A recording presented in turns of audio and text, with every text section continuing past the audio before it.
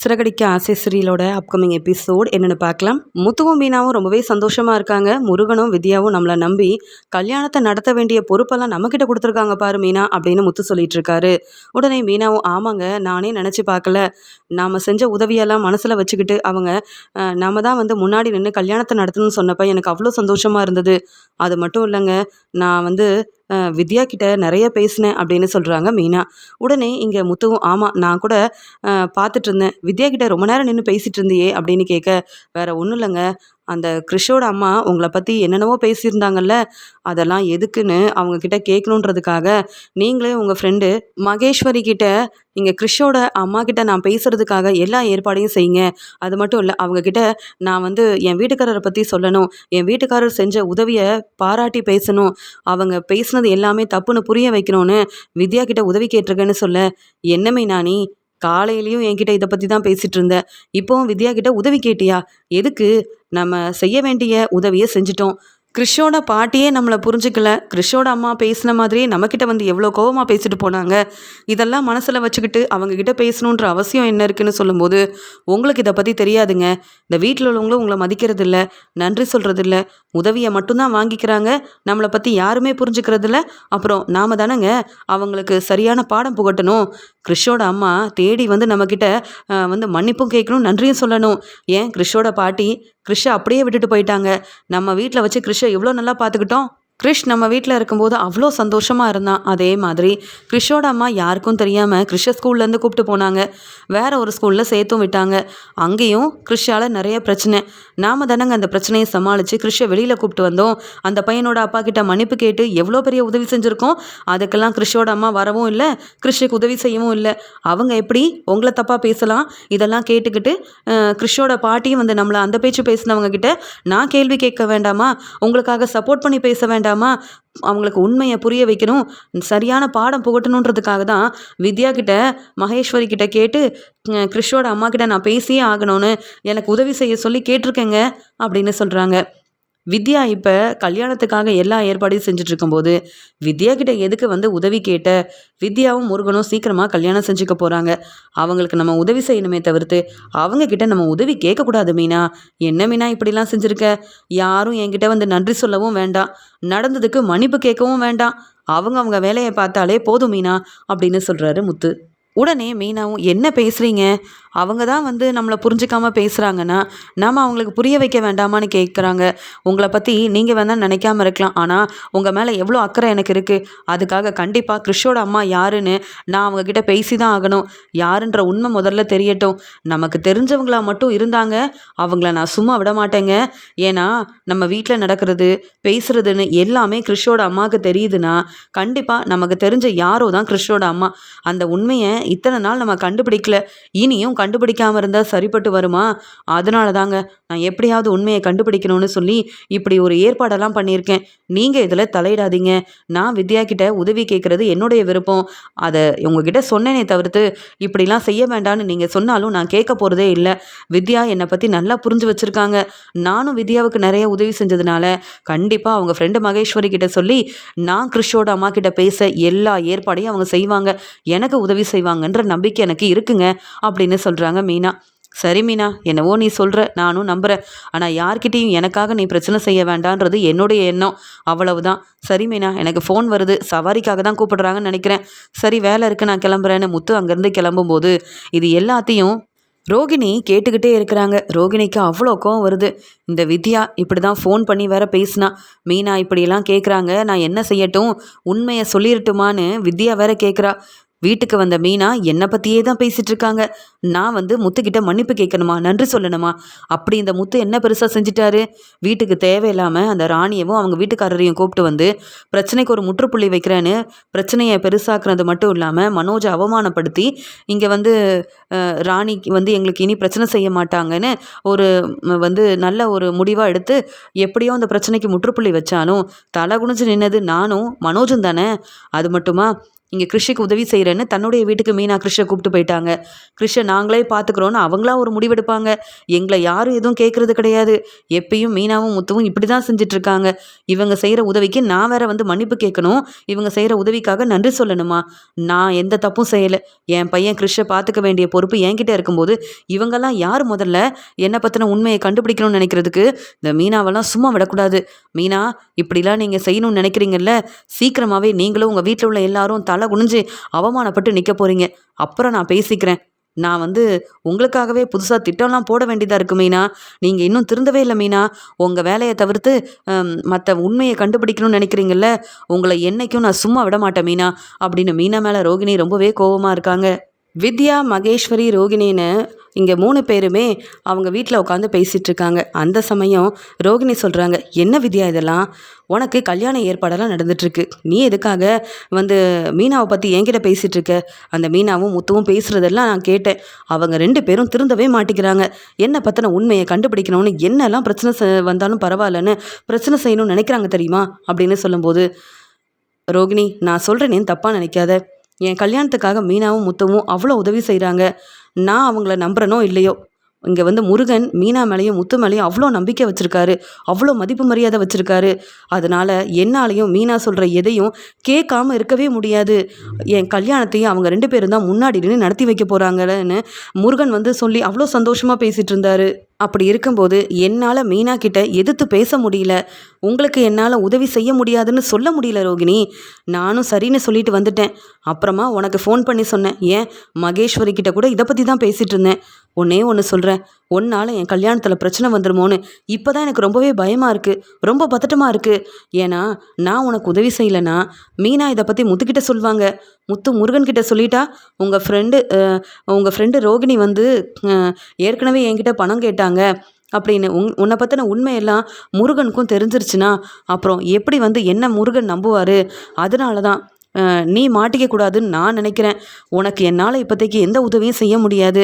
பேசாமல் நான் தான் கிருஷோட அம்மான்னு முத்துக்கிட்டேயும் மீனாக்கிட்டேயும் உண்மையை சொல்லிடு. அப்படி நீ உண்மையை சொல்லிட்டேன்னா மறுபடியும் என்கிட்ட உன்னை பற்றி வந்து கேட்க மாட்டாங்க, என்னை சந்தேகப்பட மாட்டாங்க. இத்தனை நாள் நான் உனக்கு உதவி செஞ்சேன், இனி உதவி செய்யவும் முடியாது. அது மட்டும் இல்லை, முத்துவும் மீனாவும் ரொம்ப நல்லவங்க.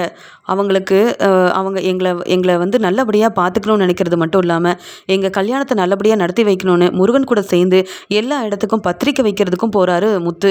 தன்னுடைய தம்பி மாதிரி முருகனை பார்த்துக்கிறாரு. முருகனுக்காக என்ன வேணாலும் முத்து செய்வார். அப்படி இருக்கும்போது நானும் முத்து மீனா கிட்ட நல்ல பேர் தான் வாங்கணும். நான் தான் உன்னுடைய ஃப்ரெண்டுன்னு தெரிஞ்சுக்கிட்டு எனக்கு பிரச்சனை வந்துருச்சுன்னா இந்த கல்யாணமே நடக்காது. நடந்த எல்லாத்தையும் மனோஜ் கிட்ட சொல்லிடு. மனோஜோட மனசை மாத்திர வழியை பாரு. அதை விட்டுட்டு உண்மையை மறைக்கிறேன்னு நீ மாட்டிக்கிட்டேன்னா இத்தனை நாள் இந்த உண்மையை சொல்லாமல் நீங்களும் எங்களை ஏமாத்திருக்கீங்கன்னு மீனாவும் முத்துவும் பிரச்சனை செய்வாங்க. இதெல்லாம் முருகனுக்கு தெரிய வரும். அப்புறம் எனக்கு எப்படி நல்லபடியாக கல்யாணம் நடக்கும்? என் கல்யாணம் நல்லபடியாக நடக்கணும்னு என் அம்மா ஆசைப்படுறாங்க. என் கல்யாணத்தை பார்க்கணுன்னு அவங்க விரும்புகிறாங்க. உனக்கு மட்டும் விரும்பின வாழ்க்கை கிடைக்கணும்னு நீ நினச்சிக்கிட்டல, அதே மாதிரி எனக்கும் நல்ல ஒரு வாழ்க்கை அமையணும்னு எங்கள் அம்மா நினைக்கிறதுல என்ன தப்பு இருக்குது? உன்னுடைய ஃப்ரெண்டாக இத்தனை நாள் இருந்தது பெரிய தப்புன்னு மட்டும் புரிஞ்சுக்கிட்டேன். இப்போ கூட உண்மையை சொல்லாமல் இருந்தேன்னா அப்புறம் எனக்கு தான் பிரச்சனை வரும். உன்னால் எனக்கு எந்த பிரச்சனையும் வரக்கூடாதுல்ல. நானும் நல்லபடியாக கல்யாணம் பண்ணிக்கிட்டு என் வாழ்க்கையை பார்த்துக்கணுன்னு நீயும் எத்தனை நாள் சொல்லியிருக்க. எனக்கு நீ உதவி செய்யணும்னு நினச்சேன்னா, என் வாழ்க்கை ரொம்ப நல்லபடியாக இருக்கணும்னு நீ நினச்சேன்னா பேசாமல் முத்து மீனா கிட்ட மன்னிப்பு கேட்டு உண்மையை சொல்லிடு. அவங்க உன் வாழ்க்கையை பார்த்துப்பாங்க, உன்னை மாட்டி விட மாட்டாங்க. சந்தோஷமாக நீ நினச்ச வாழ்க்கையை மனோஜ் கூட வாழ்கிறதுக்கு உனக்கு உதவி செய்வாங்க. விஜயாவே வந்து பிரச்சனை செஞ்சாலும் உன் மாமியார்கிட்டையும் உன் மாமனார்கிட்டையும் உனக்காக பேசி புரிய வைப்பாங்க, உனக்கு துணையாக இருப்பாங்க, உதவி செய்வாங்க. இதெல்லாம் மீனா முத்துவால மட்டும்தான் முடியும் அப்படின்னு சொல்லும்போது, அம்மா பாருங்கம்மா அந்த வித்யா எப்படி பேசுகிறான்னு கேட்கும்போது, அம்மா நான் என்ன தப்பாக பேசிட்டேன்? உங்கள் பொண்ணுக்கிட்ட நீங்களே சொல்லி புரிய வைங்கம்மா. முருகனுக்கு ரோகிணியை பற்றி எதுவுமே தெரியாது. நான் சொன்னதே இல்லை. கிருஷ் வந்து ரோகிணியோட பையன்தான்ற உண்மையெல்லாம் முருகனுக்கு தெரியாதுமா. அப்படி கல்யாணத்துக்கு அப்புறம் தெரிஞ்சா கூட உங்கள் ஃப்ரெண்டை ரோகிணியை பற்றின உண்மையை நீங்கள் எதுக்காக முத்துக்கிட்டேயும் மீனாக்கிட்டேயும் சொல்லலை? அவங்க பொய் சொன்ன மாதிரி நீங்களும் நிறைய பொய் சொல்லியிருக்கிறீங்களா வித்யான்னு கேட்டால் நான் முருகன்கிட்ட என்ன பதில் சொல்ல முடியும்? இத்தனை நாள் ரோகிணி எனக்குன்னு பெருசாக எந்த உதவியும் செஞ்சதும் இல்லை, நான் உதவின்னு கேட்டதும் இல்லை. ஆனால் ரோகிணிக்கு நான் நிறைய உதவி செஞ்சுருக்கேன். என்ன ரோகிணி உண்மை தானேன்னு கேட்க, எல்லாமே உண்மைதான் அப்படின்னு சொல்கிறாங்க ரோகிணி. அப்போ என் கல்யாணத்தில் நீ எந்த பிரச்சனையும் செய்யக்கூடாது. நீ என் கல்யாணத்துக்கு வரலனாலும் பரவாயில்ல, நான் சந்தோஷமாக இருக்கணும்னு என் நல்ல ஃப்ரெண்டாக இருந்தால் நீ நினைப்பல. அதுக்காகவாது இனி உன்னை பற்றின உண்மையை நீ சொல்லி தான் ஆகணும். மீனா உன் மேலே சந்தேகப்படலை. ஆனாலும் கிறிஷோட அம்மா யார், அவங்க எதுக்காக ஏன் வீட்டுக்காரரை தப்பாக பேசுனாங்க, அவங்க பேசுனது எல்லாமே தப்புன்னு முத்துக்கிட்ட தேடி மன்னிப்பு கேட்கணும். இல்லை அவங்கள நான் சும்மா விட மாட்டேன்னு ரொம்ப கோவமாக இருக்காங்க. நீயும் அந்த பிரச்சனையை அப்படியே விடாமல் உங்கள் அம்மாவை மீனாவோட அம்மா வீட்டுக்கு அனுப்பி என்னெல்லாம் பேசுன. இங்கே கிறிஷோட பாட்டி மீனாவையும் முத்துவையும் தேவையில்லாமல் பேசுகிறதுக்கு காரணமே நீ தானே. நீ சொல்லி கொடுத்து தானே அவங்க அப்படியெல்லாம் பேசுனாங்க. அப்புறம் மறுபடியும் இப்படிலாம் நீ கண்டுக்காமல் இப்படிலாம் இருந்தால் சரிப்பட்டு வருமா? என் வாழ்க்கை எனக்கு முக்கியம். இனி மீனா என்கிட்ட உன்னை பற்றி பேசக்கூடாது. கிறிஷோட அம்மா யாருன்னு என்கிட்ட கேள்வி கேட்கக்கூடாது. நான் என் வாழ்க்கையை மட்டும்தான் பார்க்கணும். இங்கே முத்து இதே மாதிரி முருகன்கிட்ட உதவி கேட்டு வித்யா மூலமாக உண்மையை கண்டுபிடிக்கணும்னு நினச்சாங்கன்னா கண்டிப்பாக உன்னை பற்றின உண்மையை நான் சொல்லிட வேண்டியதாக இருக்கும். அதுக்கெல்லாம் நான் இடம் கொடுக்கக்கூடாதுன்னு நீ நினச்சேன்னா என் கல்யாணத்துக்கும் நீ வர வேண்டாம், எனக்கு நீ எந்த உதவியும் செய்ய வேண்டாம். ஆனால் உன்னை பற்றின உண்மையை நீ சீக்கிரமாகவே எல்லாருக்கிட்டே சொல்கிறது உன் வாழ்க்கைக்கு நல்லதோ இல்லையோ என் வாழ்க்கைக்கு அதுதான் நல்லதுன்னு எனக்கு தோணுது. எனக்காகவாது என்னுடைய வாழ்க்கைக்காக இதை நீ செய்வியான்னு கேட்க, யாருடைய வாழ்க்கைக்கும் நான் இந்த உண்மையை சொல்லவே மாட்டேன்னு ரோகிணி ரொம்ப அடம்பிடிச்சுக்கிட்டு இப்படிலாம் பேசுகிறாங்க. உடனே இங்கே ரோகிணியோட அம்மாவும், போது ரோகிணி, இதுக்கு மேலே இப்படிலாம் பேசாத. வித்யா சொல்கிறதுல எல்லாமே சரியாக தான் இருக்குது. அது மட்டும் இல்லை, வித்யாவோட வாழ்க்கைக்கு பிரச்சனை வரும்னு வித்யா ரொம்பவே பதட்டமாக உங்ககிட்ட பேசிகிட்டு இருக்கும்போது நீ யாரை பற்றியும் யோசிக்காமல் உன் வாழ்க்கை தான் முக்கியம்னு பேசுகிறது எல்லாமே சரியில்லை. மீனா இப்போ கிறிஷை பற்றின உண்மையை கண்டுபிடிக்கணுன்றதை விட கிறிஷோட அம்மா யார், எதுக்காக இங்கே மீனாவையும் முத்துவையும் இப்படிலாம் பேசணுன்ற உண்மையை தெரிஞ்சுக்கணும் அப்படின்னு ரொம்பவே ஆர்வமாக இருக்கிறதுனால இன்னைக்கு இல்லைனாலும் என்னைக்காவது மீனாக்கு உண்மை தெரிய வரும். அப்போ யாரும் உனக்கு உதவி செய்ய முன் வர மாட்டாங்க. ஏன் இப்போ உன் மேலே ரொம்ப பாசமாக இருக்கிற உன் வீட்டுக்காரர் மனோஜ் கூட கண்டிப்பாக இப்படி பொய் சொல்லி ஏமாத்தின ரோகிணி எனக்கு வேண்டான்னு முடிவெடுத்தா என்ன செய்வ? அப்போ எல்லாரும் முன்னாடி நீ தலை குனிஞ்சு நிற்கணும். இப்போவே மீனா முத்துக்கிட்ட உண்மையை சொல்கிறது உனக்கும் நல்லது, எல்லாருக்கும் நல்லது. கிறிஷை அந்த வீட்டுக்கு நீ கூட்டிகிட்டு போய் நல்லபடியாக பார்த்துக்கலாம். இங்கே வித்யா சொன்ன மாதிரி செஞ்சாதான் உனக்கும் பிரச்சனை வராது, வித்யா வாழ்க்கைக்கும் பிரச்சனை வராது. வித்யா, நீ கவலைப்படாதம்மா, உன் நல்ல மனசுக்கு ஏற்ற மாதிரி உன் வாழ்க்கை ரொம்பவே நல்லபடியாக நடக்கும் அப்படின்னு சொல்லும்போது, நாங்கள் உன் கல்யாணத்துக்கு கண்டிப்பாக வருவோம். ஆனால் எந்த பிரச்சனையும் எங்களால் வராது. ஏன்னா முத்து, மீனான்னு எல்லாரும் உன்னுடைய கல்யாணத்துக்கு வரும்போது ரோகிணி வராமல் இருந்தால் கண்டிப்பாக முத்துவும் மீனாவும் சந்தேகப்படுவாங்க. அதுக்கெல்லாம் இடம் கொடுக்கக்கூடாதுல்ல. ரோகிணி மேலே உள்ள கோவத்தில் நீ கல்யாணத்துக்கு வர வேண்டான்னு சொல்கிற. ஆனால் எப்படிம்மா உன்னுடைய கல்யாணத்தை ரோகிணி பார்க்காம இருப்பா? ரோகிணி உன்னுடைய ஃப்ரெண்டு தானே. நீ கொஞ்சம் பொறுமையாரு. இந்த பிரச்சனையை ரோகிணி சமாளிக்கட்டும். நீ சொல்ல வேண்டியதை சொல்லிட்டல்ல அப்படின்னு சொல்கிறாங்க இங்கே ரோகிணியோட அம்மா. ஆமாம், நான் சொல்ல வேண்டியதை சொல்லிட்டேன். நீ ரோகிணி யோசிச்சு ஒரு நல்ல முடிவாக எடுக்கட்டும். எனக்கும் கல்யாண வேலை நிறைய இருக்குது. வெளியில் பத்திரிக்கை கொடுக்கணும். இங்கே தெரிஞ்சவங்க வீட்டுக்கெலாம் போய் இதை சொல்ல வேண்டியது இருக்குது. நிறைய ஏற்பாடெல்லாம் செய்ய வேண்டியது இருக்குது. மீனா டெக்கரேஷனோட பார்த்துக்கிறாங்க. முத்துவும் கார் டிரைவராக இருக்கிறதுனால சொந்தக்காரங்க எல்லாரையும் மண்டபத்துக்கு கூப்பிட்டு வர பொறுப்பை நான் எடுத்துக்கிறேன்னு சொல்லிட்டாங்க. ஆனால் ரோகிணி மட்டும்தான் எனக்கு எதுவுமே செய்யாமல் பிரச்சனையை மட்டும் செய்கிறதா இருக்கிறா. ரோகிணி, நீ என் ஃப்ரெண்டு, நீ என் வாழ்க்கைக்காக கண்டிப்பாக உதவி செய்யணும். நான் கிளம்புறேன் அப்படின்னு பேசிட்டு அங்கேருந்து கல்யாண ஏற்பாடெல்லாம் செய்கிறதுக்காக கிளம்பிடுறாங்க இங்கே ரோகிணியோட ஃப்ரெண்டு வித்யா. ரோகிணிக்கு என்ன செய்யன்னு தெரியல. வித்யாவோட கல்யாணத்தில் என்னால் பிரச்சனை வந்துடவே கூடாது. வித்யா அதை தான் ஆசைப்படுறா. விரும்பி இப்படி ஒரு கல்யாணத்தை வித்யா செஞ்சுக்கிறா. அவள் வாழ்க்கை நல்லா இருக்கணுன்றது என்னுடைய எண்ணம் தான். வித்யா என்னுடைய ஃப்ரெண்டாச்சே. ஆனாலும் இந்த மீனாவும் முத்தும் இப்படிலாம் செய்கிறாங்க. ஆனால் நான் எப்படி இதெல்லாம் சமாளிக்க போகிறேன்னு ஒன்றுமே புரியலையே அப்படின்னு யோசிக்கிறாங்க ரோகிணி.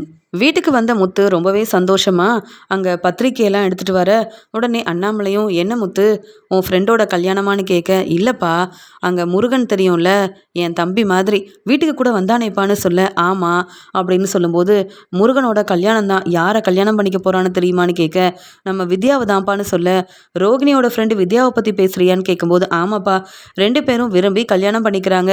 என்னையும் மீனாவையும் கூப்பிட்டு கோயிலில் வச்சு பொறுப்பாக எங்களுக்கு முதல் பத்திரிக்கையை கொடுத்து கல்யாணத்தை நீங்கள் தான் முன்னாடி நின்று செஞ்சு வைக்கணும்னு அவ்வளோ பொறுப்பாக கேட்டுக்கிட்டான்ப்பா.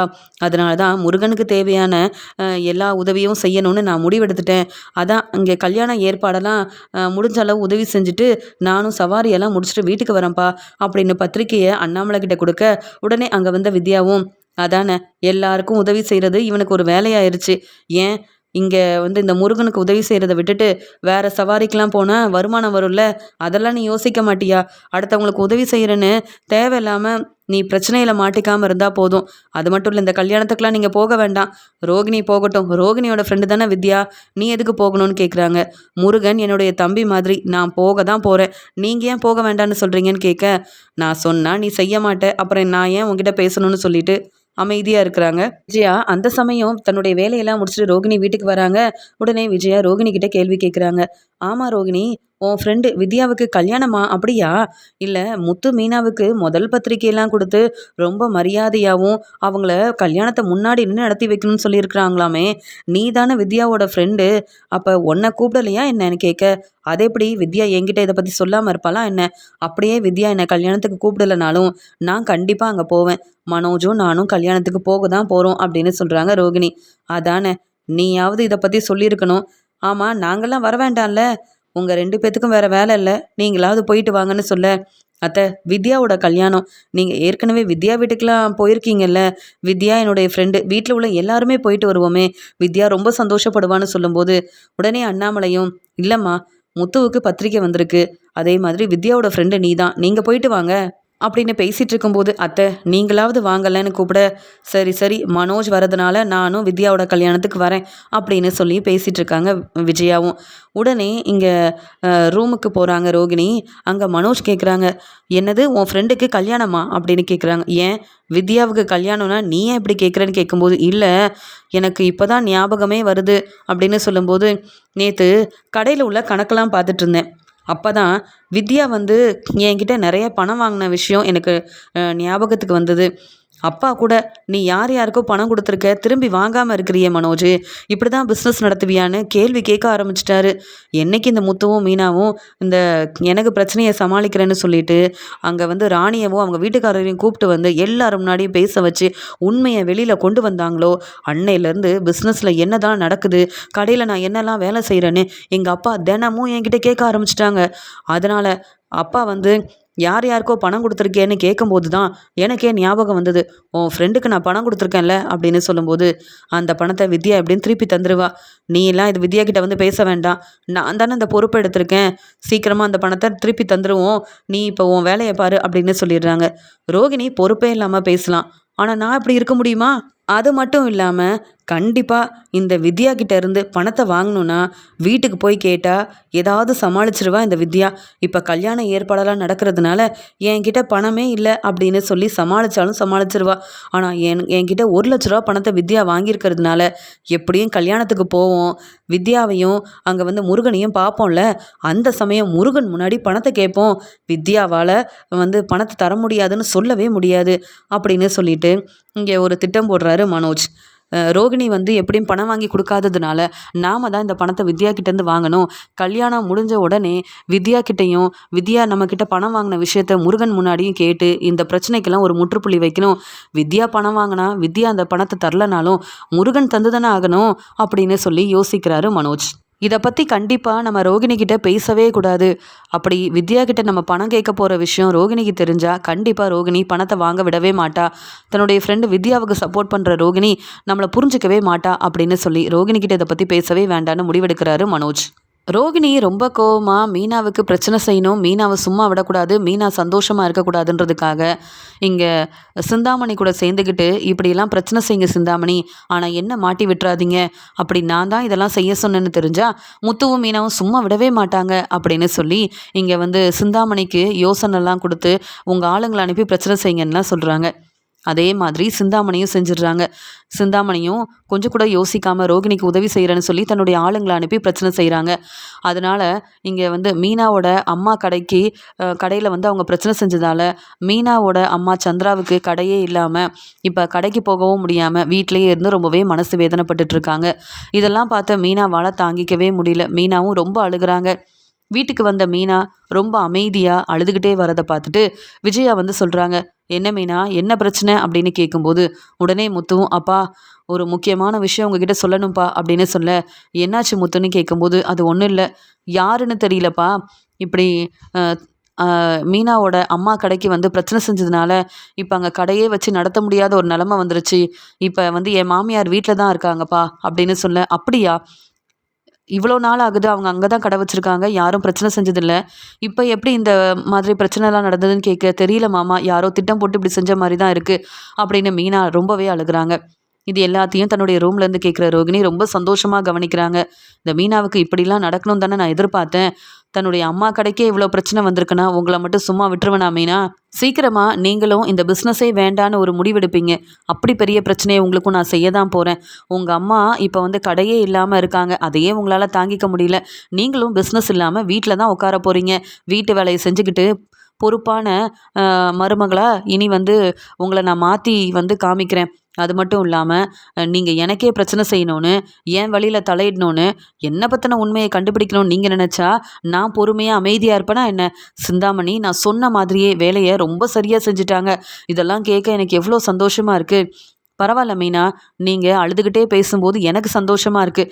இப்போ தான் நான் நினச்சது எல்லாமே நடந்துருச்சுன்னு எனக்கு அவ்வளோ நிம்மதியாகவும் இருக்குது அப்படின்னு சொல்லி மீனா அழுதுகிட்டே பேசுகிற எல்லாத்தையும் கேட்டுட்டு ரொம்பவே சந்தோஷத்தில் இருக்க, உடனே இங்கே அண்ணாமலையும் முத்து, நீ தான் புத்திசாலித்தனமா யார் என்ன தப்பு செஞ்சாலும் உண்மையை கண்டுபிடிப்பியே. உன் மாமியாருக்கு ஒரு பிரச்சனை வந்திருக்கு, நீ தாப்பா அவங்களுக்கு உதவி செய்யணும். முதல்ல அவங்க கஷ்டப்படும் போது மீனா நீ அவங்களுக்கு துணையாக இருக்கணும். அது மட்டும் இல்லாமல் நீங்கள் சம்பாதிக்கிற பணத்தை உங்களுக்குன்னு இப்போ சேர்த்து வைக்காம உன் மாமியார்கிட்டையும் குடுமுத்து அப்படின்னு சொல்ல, இல்லை மாமா, நான் ஏற்கனவே வர வருமானத்தை அம்மாக்கிட்டேயும் கொஞ்சம் கொடுத்துட்டு தான் இருந்தேன். இங்கே சத்யாவும் சம்பாதிக்கிறதுனால அவங்களுக்கு இப்போதைக்கு எந்த கஷ்டமும் இல்லை. சத்யா எங்கள் அம்மாவை ரொம்ப நல்லா பார்த்துப்பான் அப்படின்னு சொல்லும்போது உடனே விஜயா சொல்கிறாங்க, அதானே பார்த்தேன், நீ சம்பாதிக்கிற பணத்தை உன் குடும்பத்துக்குன்னு கொடுக்கறதுனால தான் இப்போ வரைக்கும் உங்களால் ரூம் கட்ட முடியல. இல்லைனா இதே மனோஜ் நிலைமையில இருந்திருந்தா நல்ல வருமானம் வரதுக்கு அவங்களுக்குன்னு வீடே வாங்கியிருப்பாங்க. என்ன, என் பையனுக்கு இப்போதைக்கு எல்லாமே பிரச்சனையாக வருது. சீக்கிரமாகவே என் பையன் மனோஜ் பெரிய வீடாக வாங்க தான் போகிறான். ஆனால் உங்களால் மாடியில் ஒரு ரூம் கூட கட்ட முடியாது அப்படின்னு ரொம்ப கோவமாக பேச, அத்தை என்ன பேசுகிறீங்கன்னு கொஞ்சமாவது யோசிச்சு பேசுங்க அத்தை. இப்போ நடந்த பிரச்சனையால் எங்கள் அம்மா எவ்வளோ மனசு வேதனைப்படுறாங்க, அழுதுட்ருக்காங்கன்னு எனக்கு தான் தெரியும். ஆனால் நீங்கள் என்னடானா ரொம்ப சந்தோஷப்படுறீங்க அப்படின்னு சொல்லும்போது, உங்கள் அம்மா என்ன பெரிய பிஸ்னஸாக செய்கிறாங்க, பூக்கடை வச்சு நடத்துனாங்க, சின்னதாக ஒரு பிரச்சனை வந்துருச்சு, இதை உங்களால் சமாளிக்க முடியலையா? அதுக்காக ஏன் வீட்டில் உட்காந்து எதுக்காக அழுதுட்ருக்க? உங்கள் அம்மாவை பற்றி பேசணும், உங்கள் அம்மாவுக்கு உதவி செய்யணும்னா உங்கள் அம்மா வீட்டிலே இருக்க வேண்டியதானே, எதுக்கடி இங்கே வந்து உட்காந்து அழுதுட்ருக்க, இருக்கிற வேலையை பாரு அப்படின்னு சொல்கிறாங்க. அத்தை, நான் எவ்வளோ மனசு வேதனையோடு வந்தேன்னு எனக்கு தான் தெரியும். நீங்கள் எனக்கு சப்போர்ட் பண்ணலனாலும் பரவாயில்ல, என் குடும்பத்தை பற்றியோ என்னை பற்றியோ இப்படிலாம் பேசாதீங்க. எங்கள் அப்பா அந்த இடத்துல தான் கடை வச்சு நடத்தினாரு. அதே இடத்துல எங்கள் அம்மாவும் பூக்கடை வச்சு நடத்திட்டு இருந்தாங்க. வீட்டில் இருக்கும்போது தனியாக அவங்களுக்கு ஒரு எண்ணம் வரக்கூடாதுன்றதுக்காக தான், தனியாக இருக்கோமேன்ற எண்ணம் அவங்களுக்கு வரக்கூடாதுன்னு அவங்க பெரிய பிஸ்னஸ் செய்யலைனாலும் முடிஞ்ச அளவு வேலை செஞ்சு எங்கள் எல்லாரையும் நல்லா தான் பார்த்துக்கிட்டாங்க. ஆனால் எங்கள் அம்மா உங்களை மாதிரி பேசி இப்படிலாம் யாரையும் கஷ்டப்படுத்த மாட்டாங்க அத்தை. எனக்கு தெரியும், வீட்டு வேலையை தானே பார்க்கணும், நான் பார்க்குறேன். உங்ககிட்ட வந்து சொன்னேன்ல நடந்த எல்லாத்தையும், என்ன சொல்லணும்? பரவாயில்லைங்க, இனி நடந்த எதையும் வீட்டில் யார்கிட்டையும் சொல்ல வேண்டாம் அப்படின்னு மீனா அழுதுகிட்டே முத்துக்கிட்ட சொல்லிட்டு அங்கேருந்து போகிறாங்க. உடனே அண்ணாமலையும், விஜயா உனக்கு இதெல்லாம் தேவையா? நீ எதுக்கு இப்படிலாம் பேசிகிட்டு இருக்க? நம்ம சம்மந்தி வீட்டில் ஒரு பிரச்சனைனா நம்ம தான் அவங்களுக்கு உதவி செய்யணும். முத்து, உன்கிட்ட இருக்கிற பணத்தில் உன் மாமியாருக்கும் அந்த பணத்தை கொடுக்குற வழியை பாரு. நானும் அவங்கக்கிட்ட போய் பேசுகிறேன், என்னால் முடிஞ்ச உதவியை செய்கிறேன். அவங்க கடைக்கு போகலைன்னா அவங்கக்கிட்ட கண்டிப்பாக பணம் இருக்காது, அவங்க ரொம்ப கஷ்டப்படுவாங்க. என்னதான் தன்னுடைய பையன் சத்யா வேலை பார்த்தாலும் இத்தனை நாள் அவங்களே வந்து நல்ல ஒரு கடையில் இருந்து வேலையெல்லாம் பார்த்துட்டு இருந்தவங்க. அதனால் சீக்கிரமாக அந்த கடையை மறுபடியும் நம்ம ஆரம்பித்து கொடுக்கணும் அவங்களுக்குன்னு சொல்லும்போது, என்னங்க நீங்கள், அவங்க சாதாரண கடை வச்சு நடத்துகிறாங்கன்னு சொல்கிறாங்க. விஜயா, நீங்கள் எதுக்குங்க அவங்க குடும்பத்துக்கு உதவி செய்யணும்? ஏற்கனவே உதவி செய்கிறேன்னு மீனாவை இந்த வீட்டுக்கு மருமகளாக கூப்பிட்டு வந்தது போதாதாங்க, இன்னும் வேற அவங்க கடைக்காக உதவி செய்யணுமா? அதெல்லாம் வேண்டவே வேண்டான்னு சொல்கிறாங்க. உடனே அண்ணாமலை, உன்னுடைய வேலையை பாரு. மீனா இந்த வீட்டு மருமக, அவங்க வீட்டில் ஒரு பிரச்சனைனா நான் தான் முதல்ல வந்து உதவி செய்வேன்னு உனக்கும் தெரியும், எல்லாத்துக்கும் தெரியும்.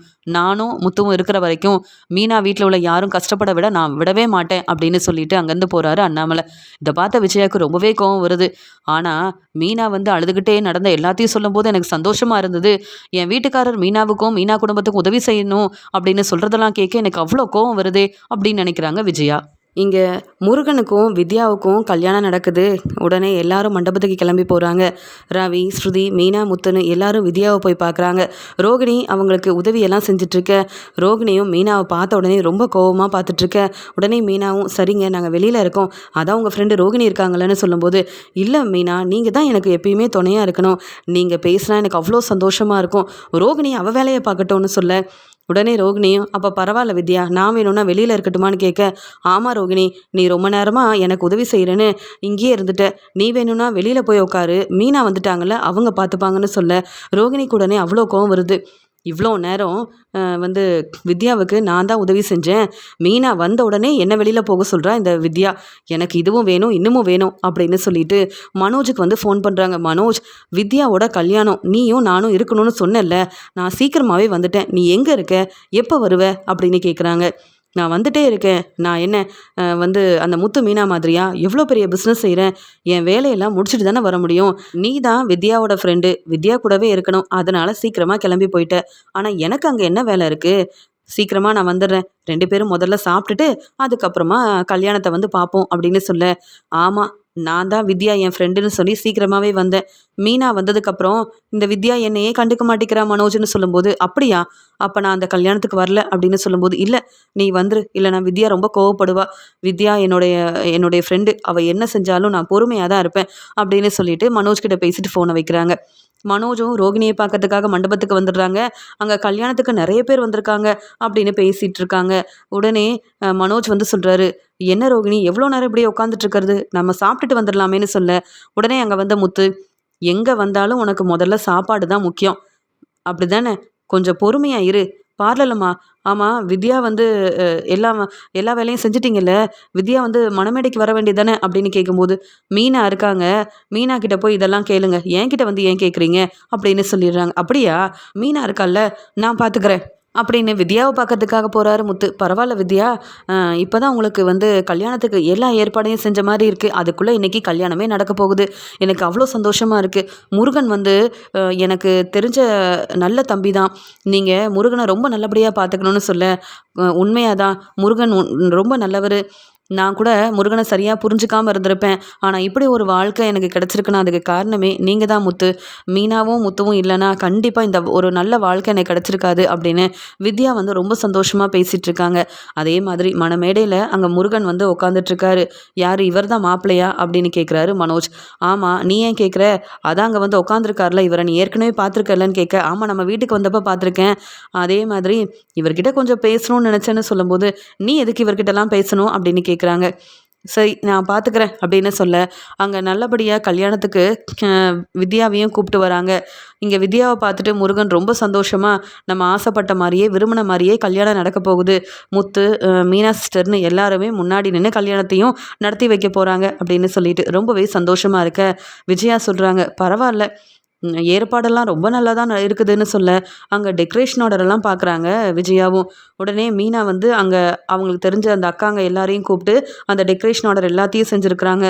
பரவாயில்ல, இந்த மீனாக்கு மட்டும் எப்படி தான் இவ்வளோ திறமை இருக்குன்னு தெரியலையே, நானும் தெரிஞ்சவங்க கல்யாணத்துக்கெலாம் போகும்போது மீனா தான் டெக்கரேஷன் ஆர்டர் செய்கிறா, ஆனால் ஒரு முறை செஞ்ச டெக்கரேஷன் ஆர்டரை மறுமுறை செய்கிறதே கிடையாது, விதவிதமாக டெக்கரேஷன் ஆர்டர் செய்கிறா, அதனால தான் மீனா திறமைக்காக தேடி வந்து டெக்கரேஷன் ஆர்டர் தராங்க போல், பரவாயில்லையே இந்த டெக்கரேஷனாக ரொம்ப நல்லா இருக்கே, மீனாவால் மட்டும் எப்படி இப்படிலாம் செய்ய முடியுதுன்னு தெரியல, நாம தான் மீனாவோட திறமையை புரிஞ்சுக்காம எப்போ பார்த்தாலும் திட்டிக்கிட்டே இருப்போம், ஆனால் இன்னைக்கு மீனா இந்த மண்டபத்தில் எல்லா டெக்கரேஷனையும் ரொம்ப நல்லபடியாக செஞ்சுருக்கா, அப்போ இதுக்காக நல்ல வருமானமும் மீனாவுக்கு கிடைச்சிருக்கும்ல அப்படின்னு யோசிக்கிறாங்க. உடனே மனோஜ் கிட்ட வந்து விஜயா சொல்கிறாங்க, மனோஜ் மண்டபம் பெருசாக இருக்குல்ல அப்படின்னு சொல்ல, ஆமாம்மா மண்டபம் பெருசாகவும் இருக்குது நல்லாவும் இருக்குது, ஏம்மான்னு கேட்க, இல்லை எல்லா இடத்துலையும் டெக்கரேஷன் ஆர்டர் செஞ்சுருக்காங்கல்ல, இதுக்கு எவ்வளோ செலவாகும்னு கேட்க, தெரியலம்மா ஒரு 2-3 லட்ச ரூபா ஆயிருக்கும் போல் அப்படின்னு சொல்ல, அப்படியா, ஏன்னா மீனா தான் டெக்கரேஷன் ஆர்டர் செஞ்சுருக்காளா மனோஜ்னு கேட்கும்போது, அப்படியாம்மா, ரோகிணி இதெல்லாம் என்கிட்ட சொல்லலை, ஆனால் டெக்கரேஷன் ஆர்டர் ரொம்ப நல்லா இருக்குல்ல மனோஜ் அப்படின்னு விஜயா கேட்கும்போது, என்னம்மா மீனாவை ரொம்ப பாராட்டி பேசுகிற மாதிரி இருக்குது, இதுக்கு இந்த கல்யாணத்துக்கு உங்களை நான் கூப்பிட்டு வராமையே இருந்திருக்கலாம் போலையே அப்படின்னு சொல்லும்போது, இல்லை மனோஜ், இந்த மீனாலாம் பெருசாக என்ன சம்பாதிக்க போகிறான்னு நான் நினச்சேன், ஆனால் இப்படி டெக்கரேஷன் ஆர்டர்லாம் செஞ்சா மீனாக்கு எவ்வளோ வருமானம் வரும்னு சொல்ல 1,00,000 கிட்ட வரும்னு நினைக்கிறேம்மா. சரியா தெரியல. அதுக்கு மேலேயும் மீனா சம்பாதிக்க நிறைய வாய்ப்பு இருக்குன்னு சொல்லும்போது பெரிய மண்டபமாக இருக்கு. மீனா வந்து ரொம்ப நல்லா டெக்கரேஷன் செய்கிறதுனால மீனாக்கு நிறைய ஆர்டர் கிடச்சிக்கிட்டே இருக்குது. அதுவும் புது பிஸ்னஸ்லேயும் மீனா தன்னுடைய ஆர்டரெல்லாம் எடுத்து செஞ்சு நல்லபடியாக வருமானம் வருது. தன்னுடைய குடும்பத்தையும் பார்த்துக்கணுன்ற எண்ணம் மீனாவுக்கு இருக்குது. என்ன இவ்வளோ சம்பாதிக்கிற மீனா அந்த பணத்தை என்கிட்ட தரதில்லை அப்படின்னு சொல்லும்போது, அம்மா அதான் இந்த ரோகிணி அவள் சம்பளத்தை அப்படியே உங்ககிட்ட கொடுக்குறாளம்மா, அதெல்லாம் போதாதா உங்களுக்கு? மீனா ஒன்றும் ரோகிணி மாதிரி இல்லைம்மா. நீங்கள் என்ன ஆசைப்படுறீங்க என்ன விரும்புகிறீங்கன்னு ரோகிணி ஒவ்வொன்றையும் பார்த்து செய்வா. ஆனால் அந்த மீனா அப்படி இல்லைம்மா, சம்பாதிக்கிற பணத்தை அவங்களே வச்சுக்கணும்னு நினைப்பாங்கம்மா அப்படின்னு மீனாவை பற்றி இங்கே வந்து விஜயா நல்ல விதமாக நினச்சிடக்கூடாதுன்றதுக்காக மனோஜ் இப்படிலாம் பேசிகிட்டு இருக்க. அங்கே கல்யாணத்துக்காக இங்கே வந்து முருகனும் வித்யாவும் நிற்கிறாங்க. அந்த சமயம் கல்யாணம் ரொம்ப நல்லபடியாக நடக்குது. உடனே மனோஜும் அதான் கல்யாணம் நடந்துருச்சே, சாப்பிட்டுட்டு நம்ம கிளம்பலாம், எனக்கு நிறைய வேலை இருக்குது ரோகிணி அப்படின்னு சொல்ல, இரு மனோஜ் இங்கே என் ஃப்ரெண்டு கிட்ட பேசிட்டு அப்புறமா கிளம்புவோன்னு சொல்ல, ஆமாம் நானே மறந்துட்டேனே, நான் தான் மாப்பிள்ளை கிட்ட இந்த வித்யா பணம் வாங்கியிருக்காங்கன்னு சொல்லி அந்த 1,00,000 பணத்தை வாங்காமல் கிளம்புனா எப்படி? சரி நம்ம முதல்ல எல்லார்கிட்டையும் பேசுகிற மாதிரி பேசிட்டு சாப்பிட்றதுக்கு முன்னாடி வித்யா நம்மக்கிட்ட வாங்கின அந்த பணத்தை இங்கே மாப்பிள்ளை கிட்ட கேட்டு வாங்காமல் இங்கேருந்து போகக்கூடாது அப்படின்னு சொல்லிட்டு, நீ சொல்கிறதும் சரிதான் ரோகிணி, நம்ம வித்யாவுக்கும் வந்து வித்யா கிட்டேயும் மாப்பிள்ளை முருகன்கிட்டையும் பேசிட்டு அப்புறமா கிளம்புவோன்னு சொல்ல, இங்கே விஜயா ரோகிணி மனோஜ்னு எல்லாருமே வித்யாவை பார்க்கறதுக்காக போகிறாங்க. கல்யாணம் ரொம்ப நல்லபடியாக நடந்துச்சுன்னு இங்கே பேசிகிட்டு இருக்காங்க ரோகிணி.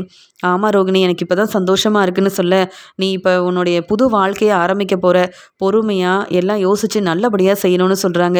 எனக்கு அதெல்லாம் தெரியும் ரோகிணி, உன்னால் பிரச்சனை வராமல் இருந்தால் சரிதான் அப்படின்னு சொல்கிறாங்க. உடனே முருகன் கிட்ட இங்கே மனோஜ் பேசுகிறாரு, நீங்கள் வித்யாவை பற்றி எல்லாம் தெரிஞ்சுக்கிட்டு கல்யாணம் பண்ணீங்களான்னு கேட்க, ஆமாம் வித்யாவை விரும்பி தான் கல்யாணம் பண்ணுறேன், வித்யா கல்யாணம் பண்ணிட்டேன், வித்யாவை பற்றி எனக்கு எல்லாமே தெரியும், வித்யா பொய் சொல்ல மாட்டாங்க, உண்மையை மறைக்க மாட்டாங்கன்னு வித்யாவை ரொம்ப பாராட்டி பேச, முத்து மீனா விஜயான்னு எல்லாரும் பார்த்துக்கிட்டே இருக்க, உடனே மனோஜ் சொல்கிறாங்க, இல்லை உங்ககிட்ட ஒரு முக்கியமான விஷயம் பேசணும், வித்யா வந்து என்கிட்ட கொஞ்சம் கடன் வாங்கியிருக்காங்க, அந்த பணத்தை நீங்கள் திருப்பி தரீங்களா அப்படின்னு கேட்டுடுறாரு. உடனே வித்யாவும், மனோஜ் என்ன பேசுகிறீங்க, இப்போ தான் எங்களுக்கு கல்யாணம் நடந்திருக்கு, நீங்கள் என்ன மனோஜ் என்னை பற்றி இங்கே முருகன்கிட்ட வந்து என்னென்னவோ பேசிகிட்டு இருக்கீங்க, நான் எப்போங்க வந்து உங்ககிட்ட கடன் வாங்கினேன், எப்போ வந்து நீங்கள் எனக்கு பணம் கொடுத்தீங்க அப்படின்னு கேட்க, உடனே மனோஜ், என்ன வித்யா இப்போ தான் உங்களுக்கு கல்யாணம் நடந்திருக்கு, அந்த சந்தோஷத்தில் என்கிட்ட பணம் வாங்கின விஷயத்த மறந்துட்டிங்களா? நானே இத்தனை நாள் அதை கேட்காம இருந்தது பெரிய தப்புன்னு புரிஞ்சுக்கிட்டேன். நீங்கள் தானேங்க உங்கள் அம்மாவுக்கு ரொம்ப முடியல ஹாஸ்பிட்டலில் இருக்காங்கன்னு என்கிட்ட 1,00,000 பணம் வாங்கினீங்க அப்படின்னு சொல்ல, உடனே திருன்னு முழிக்கிறாங்க இங்கே வந்து ரோகிணி. மனோஜ் எப்போ எதை பேசுகிறோன்னு உனக்கு தெரியாதா? எல்லாரும் வந்திருக்காங்க மண்டபத்துக்கு, கல்யாணம் நல்லபடியாக நடந்திருக்குன்னா நீ வந்து அவங்களுக்கு வாழ்த்து சொல்லிட்டு இங்கேருந்து கிளம்பியிருக்கணும். என்ன பேசிகிட்டு இருக்க? நான் தான் உங்ககிட்ட ஏற்கனவே சொன்னேன்ல, இதை பற்றி நீ வித்யா கிட்ட கேட்க வேண்டாம், அந்த பணத்தை நான் வாங்கி தந்துடுறேன்னு. இப்போ மாப்பிள்ளை கிட்ட வந்து இப்படி பேசிகிட்டு இருக்க, அசிங்கமா இல்லையா மனோஜ்? இப்படிலாம் தெரிஞ்சிருந்தா உன்னை இந்த கல்யாணத்துக்கு வர சொல்லியிருக்கவே மாட்டேன். வித்யா இந்த பிரச்சனை பெருசாகாமல் நான் பார்த்துக்கிறேன், மனோஜை கூப்பிட்டு போயிடுறேன் அப்படின்னு சொல்லும்போது, வேண்டாம் ரோகிணி, இப்போவே இவ்வளோ பிரச்சனை வரப்போகுது, இங்கே முருகன் என்னை கேள்வி கேட்டாருன்னா அவ்வளவுதான் அப்படின்னு சொல்கிறாங்க. இல்லை நீ கோவப்படாத வித்யா, நான் மட்டும் வந்திருக்கணும் போல், மனோஜை கூப்பிட்டு வந்தது என்னுடைய பெரிய தப்பு தான் அப்படின்னு சொல்லிட்டு இங்கேருந்து கிளம்பு மனோஜ், நீ இப்போ இதை பற்றி பேசவே கூடாது அப்படின்னு சொல்லிட்டு இருக்கும்போது, நீ அமைதியாரு ரோகிணி. என்ன வித்யா உன்கிட்டயா பணம் வாங்கினா? இல்லைல்ல என்கிட்ட தானே பணம் வாங்கினா, நான் தானே கேட்கணும். பிஸ்னஸில் நிறைய பிரச்சனை வந்துட்டுருக்கு, சரியாக வருமானமே வரல, கடையில் உள்ள கணக்கெல்லாம் பார்த்துட்டு அப்பா என்ன கேள்வி கேட்குறாரு, யார் யாருக்கோ பணம் கொடுத்துருக்க, அந்த பணத்தை திருப்பி வாங்கினியான்னு கேட்குறாரு. அப்போ தான் எனக்கே ஞாபகம் வந்தது, நான் வந்து வித்யா கிட்ட பேசலான்னு தான் நினச்சேன். கல்யாணத்துக்கு முன்னாடி நீ தானே இதெல்லாம் கேட்க வேண்டான்னு சொன்னேன். இப்போ வித்யா கிட்ட பணம் இருக்காது, பாவம் வித்யா, அவளுக்கு நல்லபடியாக முதல்ல கல்யாணம் நடக்கட்டும்னு சொன்னேன். கல்யாணம் நடக்கிற வரைக்கும் நான் பிரச்சனை செஞ்சேனா? இல்லைல்ல, இப்போ தானே வந்து பணம் கேட்குறேன். வித்யாவால் அந்த பணத்தை தர முடியலனா இனி வந்து இந்த பொறுப்பை வித்யாவோட வீட்டுக்காரர் முருகனை எடுத்துப்பாருல்ல, அதனால தான் கேட்குறேன்னு சொல்ல, உடனே முருகனும் என்ன வித்யா என்ன நடக்குது அப்படின்னு கேட்குறாரு. உடனே வித்யாவும், என்ன ரோகிணி பார்த்துட்டு அமைதியாக இருக்க, முருகன்கிட்ட நான் என்ன சொல்லட்டும் அப்படின்னு கேட்க, உடனே மீனாவும், மனோஜ் என்ன பேசுகிறீங்க, அப்படியே வித்யா கடன் வாங்கியிருந்தாலும் இப்போ நீங்கள் எல்லாரும் முன்னாடியும் கேட்குறதெல்லாம் நல்லாவா இருக்குது? கல்யாணத்துக்கு வந்த எல்லாரும் பார்த்துட்ருக்காங்க மனோஜ், நீங்கள் பேசுகிறதெல்லாம் சரியே இல்லைன்னு சொல்கிறாங்க மீனா. மீனா நீங்களும் முத்துவும் எனக்கு உதவி செஞ்சுருக்கீங்க. அதுக்காக எல்லா விஷயத்துலையும் தலையிடாதீங்க. உங்கள் வேலையை பாருங்கள். நீங்கள் என்னவோ பணம் கொடுத்து ஏமாந்து போய் நின்று இருந்தால் உங்களுக்கு இந்த பிரச்சனை பற்றி யோசிப்பீங்க. நீங்கள் பணம் கொடுக்கலல்ல, என்னுடைய பணம் தானே, அதனால் இப்படி தான் பேசுவீங்க. நீங்கள் கொஞ்சம் அமைதியாக இருக்கீங்களா அப்படின்னு சொல்லிடுறாரு மனோஜ். உடனே முருகன் எவ்வளோ பணம் கொடுக்கணும் வித்யான்னு கேட்க, உடனே வித்யாவும், என்ன முருகன், நான் பணம் வாங்கவே இல்லை, நீங்கள் எதுக்கு பணத்தை பற்றிலாம் கேட்டுட்டு இருக்கீங்கன்னு சொல்ல, இல்லை வித்யா பணம் வாங்கியிருந்தா அந்த 1,00,000 பணத்தை நான் நாளைக்கே உங்களுக்கு திருப்பி தந்துடுறேன் அப்படின்னு சொல்கிறாரு முருகன். உடனே வித்யா சொல்கிறாங்க, நான் பணம் வாங்கலைங்க, உண்மையை தான் பேசுகிறேன்னு சொல்ல, வித்யா போதும், இத்தனை பேர் முன்னாடி மனோஜ் வந்து பணம் கேட்குறாருன்னா நீங்கள் பணம் வாங்காமல் மனோஜ் இப்படி பேச வாய்ப்பே இல்லைன்னு எனக்கு நல்லாவே தெரியும். வித்யா, இதுக்கு மேலே நீங்கள் உண்மையை மறைக்க வேண்டாம். நீங்கள் இது வரைக்கும் என்கிட்ட பொய் சொல்லலை, உண்மையை மட்டும்தான் சொல்லியிருக்கீங்கன்னு நினச்சேன். ஆனால் கல்யாணம் ஆகி கொஞ்சம் நேரம் கூட ஆகலை, அதுக்குள்ளே இப்படி வந்து உங்கள் ஃப்ரெண்டோட வீட்டுக்காரர், ரோகிணியோட வீட்டுக்காரரே வந்து என்கிட்ட இவ்வளோ பேசினதுக்கப்புறமா நான் எப்படி அவரை நம்பாமல் இருக்கிறது அப்படின்னு சொல்லும்போது, நான் நாளைக்கு பணத்தை கொடுத்துட்றேன் மனோஜ், நீங்கள் தப்பாக நினைக்க வேண்டாம் அப்படின்னு சொல்லும்போதே, போதும் மனோஜ், இதுக்கு மேலே நான் பணம் வாங்கியிருந்தா அந்த பணத்தை எப்படியா திருப்பி தந்திருப்பேன். இதுக்கு மேலே ஏதாவது பேசுனீங்கன்னா நான் பார்த்துட்டு அமைதியாக இருக்க மாட்டேன். நான் வந்து இப்படி ஒரு வேலையை செய்யவே இல்லை. செஞ்சதெல்லாம் ரோகிணி. ஆனால் நான் உங்களுக்கு பதில் சொல்லணுமா? எனக்காக என் வீட்டுக்காரர் பணம் கொடுக்கணுமா? அதெல்லாம் நடக்கவே நடக்காதுங்கன்னு சொல்ல, உடனே ரோகிணியும் பொறுமையாக இரு வித்யான்னு சொல்ல, நான் எதுக்குடி பொறுமையாக இருக்கணும்? நீ இவ்வளோ நேரம் அமைதியாக இருந்தல்ல, நான் தான் அந்த பணத்தை வாங்கினேன். இங்கே வந்து வித்யா எந்த தப்பும் செய்யலை. அந்த பணத்தை பொய் சொல்லி வித்யா மூலமாக வாங்கினது நான் தான் இப்போவா சொல்லியிருக்க வேண்டாம்? என் சொந்தக்காரங்க தெரிஞ்சவங்கன்னு என் வாழ போகிற வீட்டில் உள்ள எல்லாருமே இருக்காங்க. அவங்க முன்னாடி என்ன தலைகுனிய வைக்கணும்னு நினச்சதுக்கப்புறம் நான் ஏன்டி உன்னை பற்றி சொல்லாமல் இருக்கணும்? உன்னுடைய பையன் கிருஷிக்காக படிப்பு செலவுக்காக தான் அந்த பணத்தை வந்து வாங்கினேன், மனோஜ்கிட்ட பொய் சொல்லி வாங்கினேன்னு நீ சொல்லியிருக்கணுமா வேண்டாமா? உன்னை பற்றின உண்மையை மீனாக்கிட்டேயும் முத்துக்கிட்டேயும் சொல்லுன்னு எவ்வளோ சொன்னேன், கேட்டியா? நான் உனக்காக உதவி செஞ்சுருக்கலாம். அதுக்குன்னு என் வாழ்க்கையில் ஒரு பிரச்சனை வரும்போது நீ அமைதியாக இருக்கல்ல, நான் எதுக்குடி பொறுமையாக இருக்கணும்?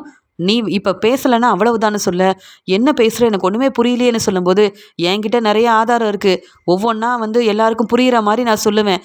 அமைதியாக நீ இப்போ உண்மையை சொல்கிறியா இல்லையா? முருகன், ரோகிணி என்னுடைய ஃப்ரெண்டு தான். ஆனால் ரோகிணிக்கு ஏற்கனவே கல்யாணம் ஆயிருக்கு. ரோகிணியோட பையன்தான் கிறிஷ். கிறிஷை வந்து மீனாவும் முத்துவும் பார்த்து புரிஞ்சுக்கிட்டு நல்லபடியாக பார்த்துக்கணும்னு நினச்சாங்க. ஆனால் கிறிஷோட வாழ்க்கையை பற்றி கொஞ்சம் கூட யோசிக்காத ரோகிணி வேறு ஸ்கூலில் சேர்க்கணும், நல்லா படிக்க வைக்கணுன்றதுக்காக இங்கே மனோஜை ஏமாற்றி வாங்கின பணம் தான் அந்த 1,00,000 ரூபா. அந்த 1,00,000 பணத்தை நான் வந்து எங்கள் அம்மாவுக்கு ரொம்ப முடியல, ஹாஸ்பிட்டலில் இருக்காங்கன்னு பொய் சொல்லி கேட்டு வாங்கினா தான் மனோஜ் தருவாருன்னு மனோஜை ஏமாற்றி வாங்க சொன்னதே இந்த ரோகிணி. ரோகிணிக்காக நானும் அப்படிலாம் செஞ்சேன். ஆனால் எனக்கு இப்போ தான் கல்யாணம் முடிஞ்சிருக்கு. இந்த மனோஜ் இப்படி பேசுகிறாருன்னா உடனே மனோஜ் இங்கேருந்து கூப்பிட்டு போயிருக்கணும். இல்லை என்ன மனோஜ் வந்து அவமானப்படுத்துகிறாரே, அப்போவாது இதெல்லாம் நான் செஞ்ச வேலை தான்னு என் ஃப்ரெண்டாக இருந்த ரோகிணி சொல்லியிருக்கணும். அவள் சொன்னாலா பார்த்தீங்களா? அவள் வாழ்க்கை முக்கியம்னு அமைதியாக இருந்தால, நான் எதுக்கு நீ பொறுமையாக இருக்கணும் அப்படின்னு விஜயா, மீனா, முத்துன்னு எல்லார் முன்னாடியும் ரோகிணியை பற்றின உண்மையை ரொம்பவே கோபமாக சொல்ல ஆரம்பிக்க, உடனே மனோஜும், ரோகிணி, அப்போ நீ பொய் சொல்லி என்கிட்ட இருந்து பணத்தை வாங்கினியா? உனக்கு பையன் வேற இருக்கானா? கிறிஷ் உன்னுடைய பையனான்னு கேட்க, என்ன வித்யா இப்படி வந்து உண்மையை சொல்லிட்டியேன்னு கேட்கும்போது இங்கே ரொம்ப கோபமாக ரோகிணியை வித்யா வந்து பலார்னு வெளுத்து வாங்குறாங்க. உடனே இங்கே ரோகிணியும், என்ன வித்யா இப்படிலாம் செஞ்சிட்டியேன்னு கேட்கும்போது, என்ன பேசிகிட்டு இருக்க? உன் வாழ்க்கையை பற்றி மட்டும் நீ யோசிக்கும் போது நான் என் வாழ்க்கையை பற்றி யோசிக்க மாட்டேன். நீ வாங்கின பணத்துக்கு வந்து நீ பதில் சொல்ல மாட்டேன். ஆனால் நீ வாங்கின பணத்துக்கு அந்த பணத்தை நான் வந்து திருப்பி தரணுமா? என் வீட்டுக்காரர் வந்து பணத்தை திருப்பி தரணுமா? முருகன், இப்போ புரிஞ்சுக்கிட்டீங்களா? ரோகிணிக்கு அதனால தான் ரோகிணி கேட்டப்பெல்லாம் பணத்தை தராதிங்க, அவள் ஏமாத்திடுவான்னு உங்ககிட்ட சொன்னேன். இப்போ அவள் வாங்கின பணத்தை நம்ம கொடுக்கணுமா? இதுதான் நடந்த உண்மை. மனோஜ் இதுக்கு மேலே என்னை அவமானப்படுத்தணும்னு நினச்சிங்க, அவ்வளவுதான். இனி ரோகிணி என் முகத்தில் முழிக்கவே முழிக்காத. முதல்ல மனோஜை கூப்பிட்டு இங்கேருந்து கிளம்பு. என் கல்யாணத்துக்கு வராதுன்னு தெளிவாக சொன்னேன். உன்னால் என் கல்யாணத்தில் பிரச்சனை வரக்கூடாதுன்னு எவ்வளவோ பேசினேன். நான் உன் ஃப்ரெண்டு கண்டிப்பாக வருவேன்னு சொன்னியே, என் கல்யாணத்தை எப்படியாவது நிப்பாட்டணும்னு நினச்சியா? இல்லை என் கல்யாணம் நடக்கவே கூடாதுன்றதுக்காக மனோஜை கூப்பிட்டு வந்து பிரச்சனை செய்கிறியா? நல்ல வேலை, நான் நினச்ச மாதிரியே என் வாழ்க்கை எனக்கு கிடச்சிருச்சு. ரொம்ப சந்தோஷமாக என் வாழ்க்கையை ஆரம்பிக்கணும்னு நினச்சேன். அதுக்குள்ளே மனோஜ் இப்படி வந்து கேட்குறாரே, பிரச்சனை செய்கிறாரே, எல்லா பிரச்சனைக்கும் காரணம் நான் தான்னு என்னுடைய வாழ்க்கைக்காக நீ உண்மையை சொல்லியிருக்கணும். இப்போ கூட உண்மையை சொல்லாமல் பொய் சொல்லணும்னு நினச்சல. நீ எனக்கு ஃப்ரெண்டாக இருக்க வேண்டிய அவசியமே இல்லை. மீனா, முத்து என்னுடைய வாழ்க்கைக்காக எவ்வளோ உதவி செஞ்சுருக்காங்க. என் ஃப்ரெண்டாக இருந்துக்கிட்டு இப்படிலாம் செய்கிறல, இதுதாங்க உண்மை. இனி மனோஜ், நீங்கள் இங்கேருந்து பிரச்சனை செஞ்சீங்க அவ்வளவுதான்னு சொல்ல, உடனே ரோகிணி அழுதுகிட்டே அங்கேருந்து கிளம்புறாங்க. உடனே விஜயா சொல்கிறாங்க, ரோகிணி, உன் ஃப்ரெண்டு இவ்வளோ பேசியிருக்கா, நீ என்ன அழுதுகிட்டே இங்கேருந்து கிளம்புற? அப்போ கிறிஷ் உன்னுடைய பையனா? உண்மையெல்லாம் சொல்லாமல் என் பையன் மனோஜோட வாழ்க்கையை ஏமாத்திட்டியாடின்னு கேட்குறாங்க. அத்தை வீட்டுக்கு வாங்க, இங்கே எந்த கேள்வியும் கேட்காதீங்க, நான் பதில் பேசுகிறேன் அத்தை அப்படின்னு சொல்ல, வீட்டுக்கு வரணுமா? என் வீட்டுக்கு நீ ஏண்டி வரணும்? நீ உங்கள் அம்மா வீட்டுக்கு போ. உனக்கு தான் அம்மா உன்னுடைய பையன்னு இருக்காங்கல்ல எல்லாரும், அவங்க வீட்டுக்கு போ, அவங்கள நல்லா பார்த்துக்கோ. என் வீட்டு பக்கம் வந்த அவ்வளவுதான். மனோஜ் பாத்தியா இந்த ரோகிணி என்னெல்லாம் செஞ்சுருக்கான்னு? உன்னையே ஏமாற்றி பணம் வாங்கியிருக்கா தன்னுடைய பையன் கிறிஷை படிக்க வைக்கிறதுக்கு. இப்படிப்பட்ட ரோகிணியை இத்தனை நாள் நம்பிட்டு இருந்தல்ல, நீ தான் மனோஜ் தலை குனிஞ்சு நிற்கணும். இதில் வித்யா தான் இந்த பணத்தை வாங்கியிருக்கான்னு உன்னை வேற நம்ப வச்சிருக்கிற ரோகிணி மறுபடியும் உன் வாழ்க்கையில் வந்தா பிரச்சனை உனக்கு தான். நீயே ரோகிணி கிட்ட பேசிட்டு நம்ம வீட்டுக்கு கிளம்பி வா மனோஜ் அப்படின்னு சொல்கிறாங்க விஜயா. உடனே மனோஜும், என்ன ரோகிணி இப்படியா என்னை ஏமாத்துவ? உன்னை நான் ரொம்ப நம்பினேன். அப்போ இப்போ வரைக்கும் நீ சொன்னது எல்லாமே பொய் தான். எங்கள் அம்மா எடுத்த முடிவு தான் என்னுடைய முடிவு. என்னை தேடி நீ வராத அப்படின்னு கோவமாக பேசிட்டு மனோஜ் அங்கேருந்து கிளம்பிடுறாரு. அதே மாதிரி விஜயாவும் ரொம்ப கோவமாக பேசிட்டு முதல்ல உங்கள் அப்பா கிட்ட இதை பற்றி சொல்லணும்னு கிளம்புறாங்க. மீனாவும் முத்துவும் ரோகிணியை வெளுத்து வாங்குறாங்க. பார்த்தீங்களா, உங்கள் ஃப்ரெண்டு உங்களை காப்பாற்றணும் உதவி செய்யணும்னு நினச்சாங்க. ஆனால் வித்யாவோட வாழ்க்கையில் எவ்வளோ பெரிய பிரச்சனை செய்யணும்னு நீங்கள் வந்திருக்கிறீங்க. அதான் வித்யா தாங்கவே முடியாமல் உண்மை எல்லாத்தையும் சொல்லிட்டாங்க. இனி வித்யாவோட வாழ்க்கையில் நீங்கள் தலையிடாதீங்க ரோகிணி. தப்பு செஞ்ச நீங்கள் இனியாவது கிறிஷை நல்லபடியாக பார்த்துக்கோங்க. கிறிஷோட அம்மா யார், அவங்கக்கிட்ட நான் பேசணும்னு நினச்சிட்டு இருந்தேன். ஆனால் நீங்கள் தான் கிறிஷோட அம்மானு தெரிஞ்சதால என் வீட்டுக்காரர்கிட்ட நீ மன்னிப்பு கேட்கணும் அப்படின்னு சொல்கிறாங்க. என்னால் முடியாது அப்படின்னு சொல்ல, இங்கே மீனாவும் இங்கே ரோகிணியை பலார்னு வெளுத்து வாங்குறாங்க. எங்கள் வீட்லேயே இருந்துக்கிட்டு என் வீட்டுக்காரரை நீ உங்கள் அம்மா கிட்ட சொல்லி அவமானப்படுத்துவ, பார்த்துட்டு அமைதியாக இருப்பேனா? உன் பையனுக்கு நாங்கள் உதவி செஞ்சோமே, அதெல்லாம் நீ நினச்சி பார்க்க மாட்டல, அதான் உனக்கு இப்படி ஒரு நிலமை. நீ இன்னும் நல்லா அனுபவிப்படி அப்படின்னு சொல்கிறாங்க. உடனே வித்யாவும் முருகன் கிட்ட மன்னிப்பு கேட்குறாங்க. இனி ரோகிணிக்கு உதவி செய்ய மாட்டேன், ரோகிணியை பற்றியும் மனோஜை பற்றியும் நான் நல்லா புரிஞ்சுக்கிட்டேன், இனி நான் உங்ககிட்ட எந்த உண்மையும் மறைக்க மாட்டேன்னு சொல்ல, இங்கே முருகனும் எனக்கு உங்களை பற்றி தெரியுங்கன்னு சந்தோஷமாக வித்யாவை ஏற்றுக்கிறாரு. வித்யாவோட கல்யாணத்தில் மனோஜ் பிரச்சனை செஞ்சதால ரோகிணியை பற்றின உண்மை எல்லாருக்கும் தெரிய வந்ததால ரோகிணி தான் கிறிஷோட அம்மான்ற உண்மையை தெரிஞ்சுக்கிட்டு மனோஜ் விஜயா மட்டும் இல்லாமல் இங்கே ரோகிணி மேலே ரொம்பவே கோபமாக இருக்கிறாங்க மீனாவும் முத்துவும்.